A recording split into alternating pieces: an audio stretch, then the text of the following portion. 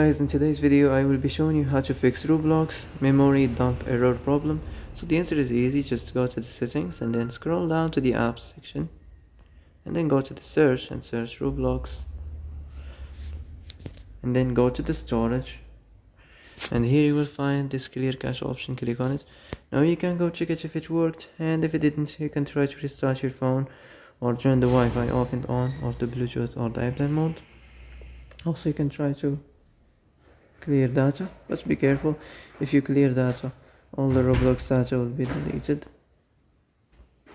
This includes all files, the settings, the accounts, the databases, etc. So be careful if you want to clear your data. Well, that's it for today's video. I hope this is the answer you've been looking for. If you like this video, don't forget to like and subscribe. And that's it. See you in the next video.